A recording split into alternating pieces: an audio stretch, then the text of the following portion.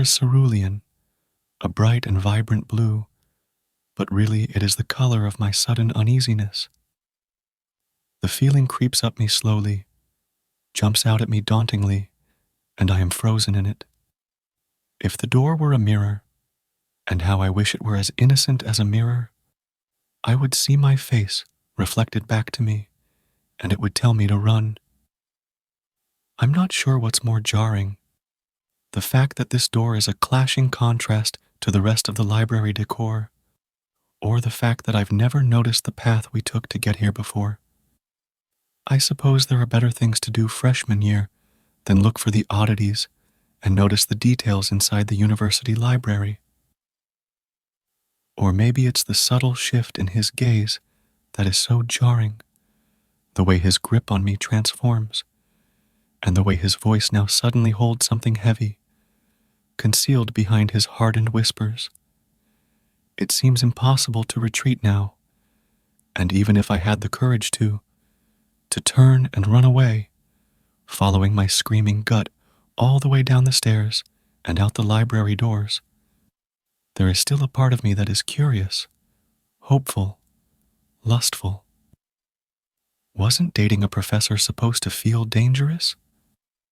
Wasn't that how it felt just moments ago when he'd pressed me up against the wall of shelved books downstairs and kissed me, and I thought to myself, is there anything more thrilling than this?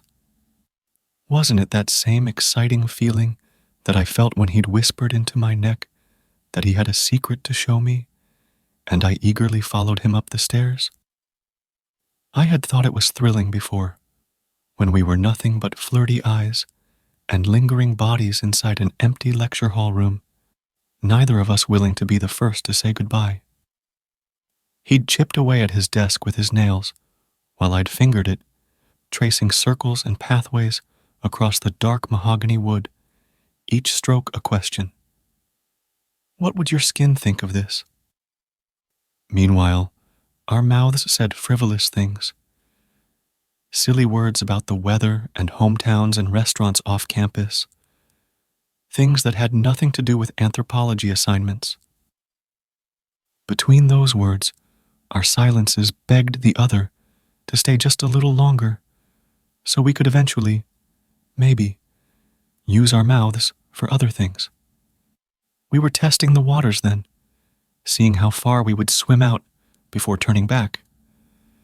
It turned out this professor could swim all the way out to my dorm room, somewhere I'd never seen another professor go. Let me take you to the library tonight, he'd whispered. I can get us in after it's closed. His voice had been desperate and demanding, like I could break him if I said no. I wanted to savor the power I had over him in that moment, like licking the peanut butter off of a spoon. But there was no chance I would say no. I would have given him my heart on a silver platter right then. I was breathless when I said, "What time?"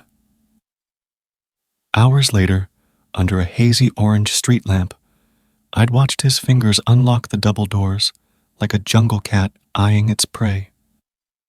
I wanted to lunge at them, feel them unlocking my body, but even then, just moments ago, I still hadn't been sure. That dangerous, thrilling ripple somewhere within me, undulating like a wave. There is nothing illegal about doing the things we both wanted to do, just a school policy that both of us treated like nothing but a suggestion. When the doors pulled open, the scent of the library engulfed me. I read somewhere that the smell of old books is actually the smell of organic matter reacting to light and heat, a decomposition of wood pulp. But really, it is the scent of my body on fire. When I told him, he only smiled, running his finger across the spines as he guided me down one of the aisles. All of these stories dying beneath our fingertips, and we get to live a whole other life just by splitting them open. When I'd heard those words, I thought he was a sexy young, anthropologic, literary genius, and I couldn't believe he'd chosen me. In that moment, I was certain I'd let him split me open and read me like one of those books. But now, There is an edginess to this thrill, a sense of danger that hadn't surfaced yet, a creature rising from the midnight zone. Hairs standing up on the back of my neck, or is that his breath? I feel my bones run cold, like I'm standing on a precipice, and if I open that door, I might freefall right into the sky. I've never showed anyone this before. He lies, but I barely register his words, my mind lost in a tumbleweed of disregarded warnings. From my mother, from friends, from school advisories. The university campus newspaper, 3 freshman girls still missing. He wraps his arms around my waist, like we are comfortable lovers now, like the one kiss we shared downstairs, turned our student-teacher relationship into something more intimate. I lean into it, still playing the part of the brave girl. I thought I wanted that. I followed him up those stairs wanting just that. There is still a part of me that does. Fear has stolen many of these experiences from me, and I'd promised this year would be different, didn't I? I shouldn't take hold of the doorknob, but I do, and I hear him giggle behind me. It sounds like victory. It sounds like, good girl. There's no creak when I turn it. The handle glides smoothly, and I hear it unlatch. In another life, I push the door open, and there is a room with a small round table sitting in the middle. It is adorned with a white cloth and candles, and there is a violinist playing a soft, soothing song. From somewhere, a perfectly prepared steak meal is delivered, and we slice it slowly with our knives while drinking wine and slurring out delectable secrets. In that life, we make love above 1,000 love stories, bound in leather, and spend years happily together. After I graduate, we get married and have 2 children, Olive and Iris. We grow old together, and tonight becomes a treasured story about the romantic night when we fell in love. A story that belongs in one of those books downstairs.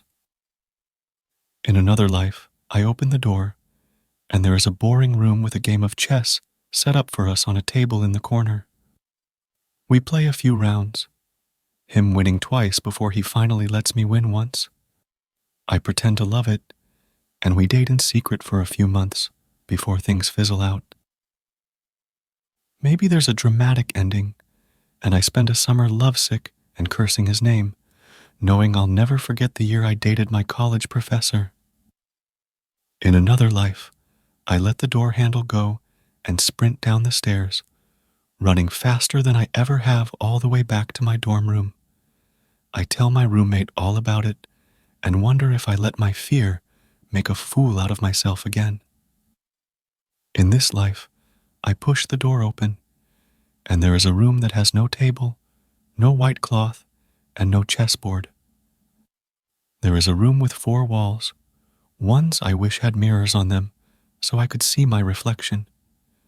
The realization settling in my eyes would tell me there's a shark in the water, to swim fast, even though I know it's too late.